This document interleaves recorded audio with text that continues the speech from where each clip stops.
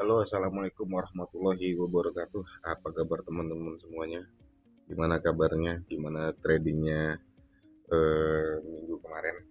Nah, ya sekarang hari Sabtu, tanggal 11 bulan April 2024. Oke, kita akan bahas goal untuk minggu depan berdasarkan struktur dan liquidity yang sudah terbentuk. Tapi sebelumnya itu tuh market itu saat ini masih transisi ya. Nah, kita akan membahas beberapa fundamental terlebih dahulu ya, apa yang udah terjadi di global dan apa yang akan keluar nanti di minggu besok. Nah, yang sudah ada itu kita ngelihat di terakhir di hari Jumat itu ada core CPI dan CPI.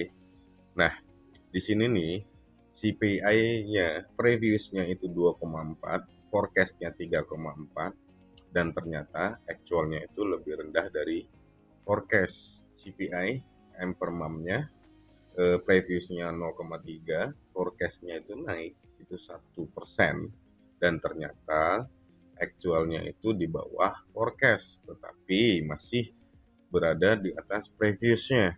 Berarti ada menandakan tekanan terhadap US dollar. Nah, core CPI-nya itu sebelumnya itu 0,2 dan forecast-nya itu ada di 0,3, ternyata actualnya itu ada di 0,2 sesuai dengan previousnya ya. Seperti GDP juga ternyata aktualnya itu lebih rendah dari forecast-nya. Nah, artinya apa? Artinya itu inflasi lebih rendah dari yang ditakutkan market. Nah, inflasi di sini itu masih lebih rendah dari yang ditakutkan market. Intinya, kalau inflasi turun, itu tekanan The Fed itu akan berkurang. Kemungkinan kenaikan suku bunga itu menurun, jadi berpotensi kenaikan suku bunga itu berturun potensinya ya kalau inflasi turun. Nah, sikapnya bagaimana? Itu biasanya dia akan dovish. Secara nggak langsung, dampaknya ke USD itu apa? USD itu pasti yang namanya melemah dan gold itu bisa naik. Tapi walaupun datanya ini bullish untuk gold ya, market itu nggak naik tanpa batas. Walaupun di sini marketnya bagus untuk gold fundamentalnya, tapi market itu kan naik itu tuh tidak naik itu tanpa batas, ada batasannya. Semalam kita melihat seperti ini ya, kita lihat gold. Ini kan semalam CPI ya, datanya ini naik dan dia itu ternyata sudah mengambil yang namanya ini adalah liquidity batasnya. Nah, saya udah tandain dan naik, ternyata ada rejection di zona order block ini atau zona supply, dan di situ ternyata market drop lagi dan ada di 1 jamnya itu ada sangat jelas bearish ya, tekanan. Gold itu naik setelah news dan mengambil namanya liquidity, dan sini adalah zona liquidity-nya satu, ini satu, ini nggak salah kemarin itu Asia high-nya di sini. Nah, setelah ngambil liquidity, market tertekan kembali lagi. Ini adalah efek dari news malam ya. Saya juga kemarin ada buy-nya itu di sini nih. Di sini ada SNR. SNR itu saya tandain sebagai liquidity dan saya akan melihat reaksinya di LTF. Saya ada membeli di sini dan kemarin ini saya nggak trading karena news. Saya tidak akan trading ketika ada news. Padahal ini adalah zona yang bagus. Cuman saya harus tetap disiplin ke trading plan saya. Nah, setelah news kemarin itu market ke trigger naik ya secara time frame 15 menitnya. Nah, di sini ini kita bisa melihat liquidity yang sangat jelas. Nah, di sini ada yang namanya zona supply dan harga memang benar-benar tertahan di supply dan membuat bearish konfirmasi di sini ya. Kalau teman-teman bisa melihat tertahan di supply, ini malah balik tertahan lagi. Oke, nanti kita akan bahas tentang struktur ya, tentang struktur. Nah, sekarang kita akan membahas yang namanya fundamental terlebih dahulu. Nah, setelah dia mendapatkan news fundamental yang kurang baik untuk USD. Nah, kita akan membahas news untuk minggu besok, tepatnya di hari Selasa, di tanggal 14 April 2026. Itu ada news ya. PPI-nya, core PPI itu 0,5% previous, forecast-nya 0,5%. PPI-nya, M per M-nya, previous 0,7, ternyata naik jadi 1,2%.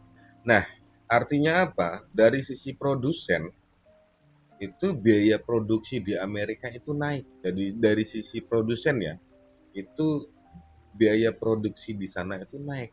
Efeknya apa? Perusahaan itu bisa naikkan harga. Inflasi kedepannya berpotensi naik lagi. Nah, kalau seperti ini biasanya hawkish signal. Oh, signal hawkish. Dampaknya apa? Dampak potensialnya apa? USD itu bisa menguat lagi, sedangkan gold bisa tertekan. Jadi, market sekarang tuh ada di posisi minggu ini inflasi turun, gold naik ya, minggu yang ini. Nah, minggu depan ada risiko inflasi naik lagi. Jadi ada dua data yang ngebuat market itu akan bergerak lebih fluktuatif. Data lama membuat gold itu bullish, sedangkan data yang saat ini itu membuat gold itu cenderung ya berpotensi tertekan lagi. Artinya apa itu ke market? Market itu jadi tarik menarik. Buyer pegang data CPI, seller nunggu konfirmasi dari PPI. Paham ya? Sampai di sini. Nah, kita masuk ke time frame 4 jam ya teman-teman. Kita ngelihat di sini. Harga itu seperti sudah ke reject ya dari struktur utamanya. Dan di sini buyer sudah mulai terlihat melemah ya. Nah, kalau kita ngelihat struktur, teman-teman bisa menggunakan parallel channel kan seperti ini. Nah, kita juga bisa menggunakan Elliott Wave Theory 0, 1, 2, 3, 4, 5 ya. Ini. Nah, apakah ini sudah valid di wave kelima? Itu bisa saja. Kenapa? Di sini udah ada ciri-cirinya. Di sini kita ngelihat ini adalah previous weekly high yang sudah di take out atau di sweep, dan di sini seller sudah mengambil dominasi lagi dengan memberikan BPR atau inverse fair value gap, dan di sini membuat namanya supply. Oke. Yang membuat supply ketika harga naik, ini harga langsung ditekan turun lagi. Buyer mencoba naikin lagi, ditekan lagi. Ya, buyer mencoba naik lagi, ditekan lagi, dan di sini di saat news kemarin yang bagus untuk gold dan tekanan untuk USD, itu minimal gold itu close-nya di atas sini. Tapi dia hanya mampu sampai ke atas zona resisten ini. Ya, zona supply ini di HTF, dan di sini adalah zona resisten di H4. Gagal berhasil close di atas ini. Kalau kemarin kuat sampai sini, kita bisa expect harga akan melanjutkan kenaikan.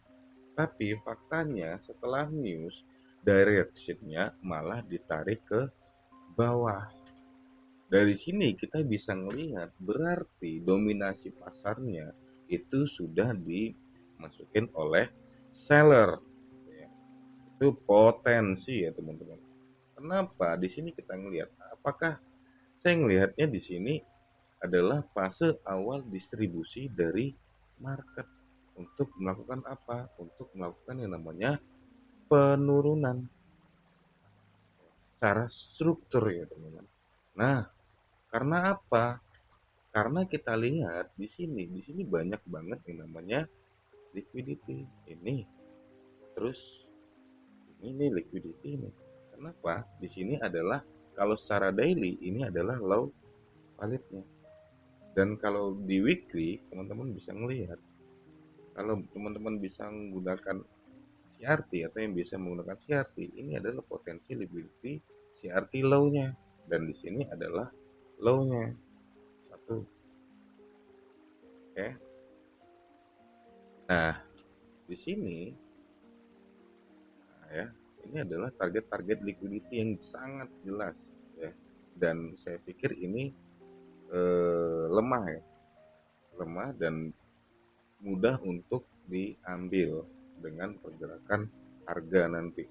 Kalau agresif ya langsung turun ke bawah dengan konfirmasi apa? Konfirmasi satunya kita adalah ini zona support yang ini berhasil di break. Ya. Ini adalah fase distribusi tadi, awal fase distribusi. Kita bisa expect dia di sini fase awal distribusi dengan konfirmasi kita awalnya adalah di sini. Ya, kita bisa mencari potensi sell nanti di sini. Oke.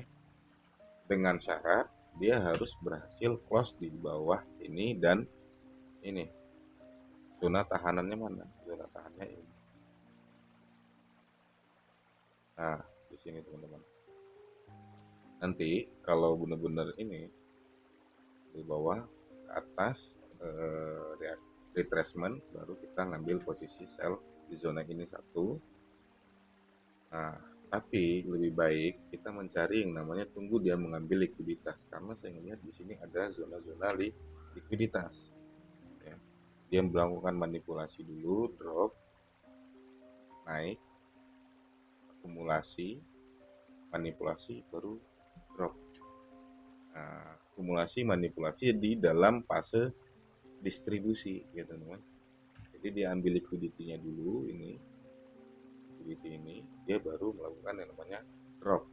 Tapi kalau teman-teman mau dengan panjang, bisa sell di sini, SL-nya di sini. Oke, sell nanti di sini, cara lihat di LTF-nya, baru SL di sini, TP-nya di mana? TP-nya di sini. Ya. Nah, di sini apakah bisa memiliki potensi buy? Bisa, cuman itu adalah high risk. Menurut saya potensi buy yang bisa kita gunakan itu untuk scalpingan ya teman-teman. Scalpingan di mana? Nah, fokus utama kita itu di sini mencari sell dulu. Ya sampai kita benar-benar ngelihat dia close di atas zona ini. Nah, supaya ini.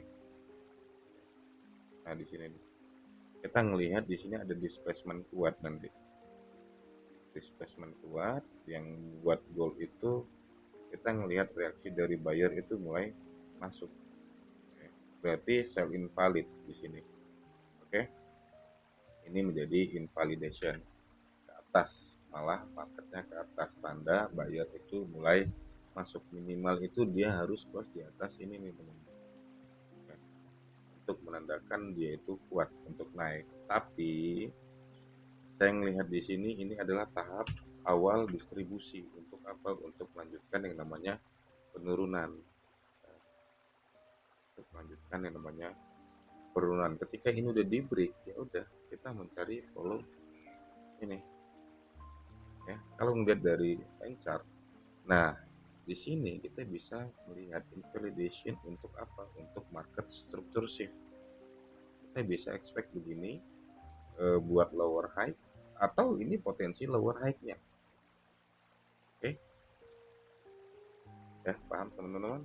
Di sini ini adalah sweep ya, secara line chart. Ini adalah sweep pakai candle, ini sweep line chart.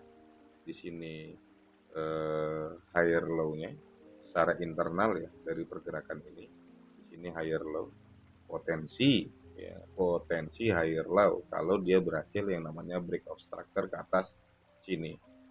Ya, seperti inilah. Berarti nanti kalau memang dia benar-benar bullish, dia close-nya di atas sini teman-teman. Kalau nanti bullish, kita bisa ngambil retracement-nya ke bawah untuk lanjutkan kenaikan. Targetnya kemana?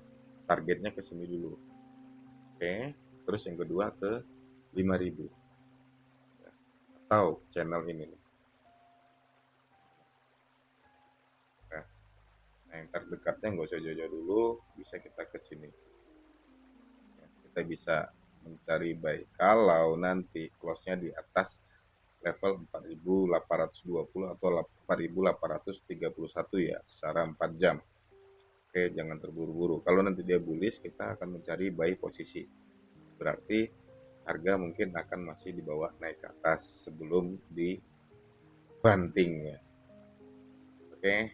Nah, karena di sini ini ada zona enak ya untuk sell.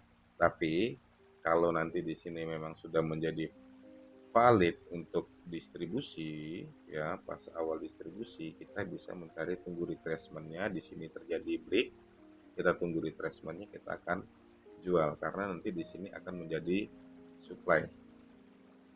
Oke, kita akan menjual di sini. Targetnya mana? Targetnya adalah ini satu, target satu. Ini target 2. Target panjang kita mana? Ini. Itu dulu ya. Oke. Nah, tapi nanti teman-teman, kalau di sini teman-teman, di sini nanti besok pembukaan itu langsung naik.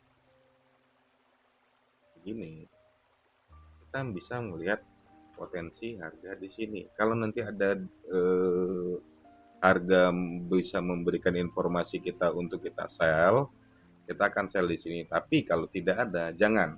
Biarkan dulu harga sampai memberikan informasi apa yang diberikannya ke kita, ya, sesuai dengan strukturnya. Kalau teman-teman mau cari buy nih, paksa, oh aku masih bullish nih, masih bullish ya, bisa aja. Oh, di sini struktur yang sekarang ini adalah impulsif, ya. Kalau teman-teman mau mencari buy, ya kita bisa aja mencari buy, ya kan. Nah, yang penting kan profit, oke? Nah, jadi trading tuh nggak usah ribet-ribet lah. Ada potensi kita buy, ada potensi kita sell, tapi sesuai dengan trading plan-nya. Ya, mau teman-teman swing, mau teman-teman scalping, mau teman-teman intraday itu bebas. Yang penting profit dan sesuai dengan trading plan-nya. Mau time frame 4 jam sampai 1 menit pun enggak masalah. Ya, semuanya itu tergantung ke diri kita sendiri. Oke? Nah, di sini kalau kita mau buy, di sini kan ada zona yang namanya demand. Oke, demand. Kalau kita buat line chart, nah ini demand-nya kan. Di sini adalah low-nya. Oke, teman-teman bisa menarik yang namanya low dari sini sampai ke sini. Oke, ya. Nah, liquidity-nya mana? Liquidity-nya ini. Ingat, ketika dia mau break of structure, biasanya dia akan mengambil yang namanya liquidity dulu. Ingat, ya. Ingat, dia ngambil liquidity itu harus dibarengin dengan displacement yang yakin kuat naik lagi balik. Tapi kalau nanti close-nya itu kuat, bearish momentum kuat, itu bisa aja potensinya itu malah berubah menjadi bearish. Oke. Nah, kan ya kita bisa mencari buy. Nah, saya juga akan mencari buy di sini karena apa? Prinsip saya yang penting profit sesuai dengan trading plan. Jadi nggak usah diribet-ribetin lah trading dia, dibawa santai, dibawa enjoy aja. Nah, kalau kita mau buy di mana? Ya kita cari aja zona premium sama diskonnya. Jangan beli di atas di zona premium, jangan jual di zona diskon, ya kan? Cari aja. Nah, ini zona demand, ya kan? Kita buat ini adalah demand dan kita tandain ini OTE. Kalau saya pribadi OTE saya di sini. Ya, kalau swing low-nya di sini teman-teman cari. Kita hapus dulu. Tapi kalau swing low di sini, OTE-nya berarti di sini ada A, ya. Nah, di sini ada yang namanya liquidity. Oke. Dia melakukan sweep di sini, langsung ke rejection, balik atas. Begini, kalau buy, tapi dengan kondisi saat ini market sedang berpotensi sell. Kita bisa ngikutin follow structure-nya nanti. Contohnya apa? Ini bisa berpotensi menjadi yang namanya supply. Ya, di sini adalah supply HTF-nya. Karena apa? Ya saya bilang tadi di sini sudah lakukan namanya sweep secara weekly. Dan di sini kita ngelihat trendline-nya itu, kalau nanti dia break trendline-nya ini, berarti konfirmasi dia akan melakukan yang namanya penurunan. Oke. Nah, di sini jangankan di sini, kita bisa mencari kita mencari buy di sini. Ya udah, ini OTS 1, OTS 1. Di sini juga kita bisa mencari yang namanya potensi buy. Cuman di sini high risk ya, teman-teman. Ini high risk banget. Karena apa? Ini potensi menjadi liquidity ya. Ini potensi low, ini bisa menjadi potensi liquidity sebelum dia melakukan kenaikan. Oke, karena apa? Ini PDL. Ini PDL. Ya, ini PDL. Kita lihat di ini PDL-nya. Oh, ini PDL kemarinnya ini. Nah, ini kan. Nah, kita bisa ngelihat expect harga. Dia ngambil PDL-nya dulu, baru dia melanjutkan kenaikan. Berarti apa? Kalau di struktur LTF, di sini ada zona demand lagi nih. Ya, di 1 jam ini adalah demand. Oke, di mana kita bisa mencari potensi buy. Cuman ini adalah high risk ya, teman-teman. Ini high risk. Saya udah ingatkan ini adalah high risk karena apa? Ini potensi besar market akan berubah strukturnya. Nah, secara 4 jam teman-teman mau sell atau mau buy, kita mencari buy-nya dulu.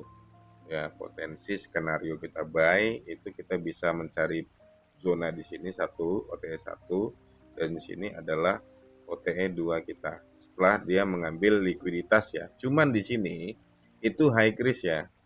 Ini ya. Sini adalah high risk. Nah, saya lebih proper kita mencari setup sell sebenarnya di sini. Setup sell-nya di mana? Setup sell di sini 1, setup sell 2-nya itu di sini. Nanti kalau harga itu bergeraknya ke atas, ya. Nah, setup sell-nya itu di sini. Nah, cari aja nanti ada rejection di sini. Nah, kalau saya mungkin mencari biar reaksinya di zona-zona ini adalah key level, ya. Ini adalah liquidity yang bisa diambil. Oke. Oke, sebelum dia melanjutkan yang namanya penurunan. Nah, bisa seperti ini, drop. Oke. Eh, kita lihat di sini ada trendline. Nah, sini ya. Di sini ada support dan zona FEG ya. Di sini FEG dan di sini sudah berapa kali dicoba dinaikkan, cuman di sini buy sellernya sudah mulai masuk secara psikologi dalam candlestick. Di sini kan berarti close di bawah open dari ini adalah salah satu potensi yang menjadi zona sell ya. Ya, itu potensi ya, teman-teman. Itu hanya berpotensi. Kecuali nanti dia ada candle yang begini nih, impulsif. Ya, naik. Udah ngambil PDL di sini langsung naik, boom. Ya. Nah, tumbuh lagi, candle bullish lagi, boom. Nah, itu jangan melakukan sell di sini. Berarti market pengen naik lagi lebih jauh. Oke. Nah, di sini supply. Ini di sini OTE sell. OTE sell. Kalau ada informasi ya, teman-teman, jangan melakukan aksi sebelum ada reaksinya ya. Jangan melakukan aksi sebelum ada reaksi, kalau sebelum teman-teman itu yakin ya. Jadi biasakan menggunakan konfirmasi dan sesuai dengan trading plan-nya ya. Di sini saya tidak akan mengajak teman-teman untuk entry atau apapun. Jadi saya hanya menggambarkan sesuai dengan trading plan saya. Oke. Kalau saya pribadi akan mencari setup sell karena apa? Di sini sudah kelihatan. Oke. Nah, kalau untuk panjang nanti kita bisa mungkin mencari setup buy di bawah sini ya. Karena apa? Secara daily di sini baru terjadi yang namanya market structure shift. Secara daily ya. Ya, ini high daily-nya. Nah, di sini nih. Coba lihat. Nah, ya kan. Di sini potensi MSS saja. Belum ada yang namanya higher low valid. Kalau dari candlestick, kalau dari chart line di sini ada, cuman tipis banget. Ya, tipis banget. Jadi saya expect dia membuat yang namanya higher low. Potensinya mana? Potensinya ini yang masih benar-benar fresh, yang bisa kita cari zona konfirmasi. Dan di sini adalah potensi liquidity kita. Nah, ini besar kemungkinan ini bakal diambil dulu teman, baru dia melakukan kenaikan ya. Jadi nah, kita bisa mengambil mencari potensi sell satu di sini ya, potensinya setup sell satu di sini, OTE by 2 by high risk high risk ya. Jadi di sini OTE itu high risk helping. Oke, teman-teman bisa ngelihat SNR-nya mana aja. SNR-nya itu contoh di sini udah nggak fresh ya. Di sini mana? Di sini rata-rata di 1 jam. Ini mana? Kan ini lagi. Ini besar kemungkinan bakal dijebol ya, bakal dijebol. Nah, di sini supportnya mana ini? Oke. Nah, di sini. Sini ada key level. Ada key level. Ya, bisa kita jadi patokan untuk cari buy. Oke, nah di sini OTSL. Nah, di sini ada key level kan. Nah, di sini ada key level, di sini ada liquidity. Oke. Ya, jadi kita bisa expect sell di sini OTSL, di sini juga fleksibel aja ya teman-teman di si OTSL. Kalau ada nanti untuk target mana terdekatnya itu ini, target keduanya ini, target keduanya itu ini ya, mungkin ke sini baru ke sini. Ya, naiknya mungkin bisa ke sini, manipulasi baru lanjut ke bawah karena di sini nanti swing high valid kalau jadi. Nah, di sini inducement, di sini membuat inducement, baru dilanjutkan yang namanya penurunan. Oke teman-teman, jadi struktur ingat aja, ketika market mau bergerak itu dari likuiditas ke likuiditas. Nah, setup sell invalid itu ketika apa? Ketika nanti harga itu close-nya di atas level ini 8.820 ya. Nah, ini nanti contohnya seperti ini teman-teman. Nah, seperti ini nih. Dia di sweep. Nah, sweep ini PDL itu displacement-nya kuat ya. Close-nya itu kuat. Ini hijau. Oke. Nah, itu tanda-tanda market benar-benar menolak untuk turun. Oke, displacement kuat ditambah displacement kuat lagi. Ya. Nah, itu sell kita jadi invalid. Jangan coba-coba sell di sini. Ya, sell di sini ketika ada tanda-tanda aja market itu memberikan reaksinya seperti apa. Kalau nanti bullish ya udah tinggal follow trennya aja. Cari demand-nya, berarti kan di sini kita bisa mencari peluang buy nanti di sini. Ya, untuk melanjutkan penerusan sampai mana di 4.900-an. Oke. Ya, mungkin itu aja video singkat dari saya. Kalau saya panjangin lebar lagi menceritakan itu videonya bisa berjam-jam. Nah, saya mohon maaf ketika ada saya salah kata, saya mohon maaf, mohon dimaafkan. Dan teman-teman saya harap bijak dalam trading. Ingat, trading itu bukan jalan cepat kaya, tapi salah satu jalan yang bisa membuat kita itu menjadi freedom financial jika prosesnya kita jalanin dengan benar ya. Jadi intinya kita untuk sekarang nggak entry sekarang, kita akan menunggu konfirmasi yang valid, kita tunggu harga masuk ke zona trading pen kita, menunggu ambil liquidity baru kita mengambil eksekusi. Pastikan teman-teman memiliki trading plan-nya ya. Jadi tradinglah sesuai dengan trading plan-nya masing-masing, konfirmasi entry dengan konfirmasi masing-masing. Pastikan teman-teman tetap menjaga psikologi tradingnya. Ingat, trading itu bukan lomba lari, bukan siapa cepat dapat profit, sebagaimana kita disiplin dalam entry dan mendapatkan profit secara konsisten. Ya. Jadi jika teman-teman suka video ini, bantu kita dengan subscribe, like, dan komen, dan share ya teman-teman. Semoga video ini bermanfaat buat teman-teman. Sekali lagi saya mohon maaf jika ada perkataan saya yang salah. Saya tutup. Assalamualaikum warahmatullahi wabarakatuh.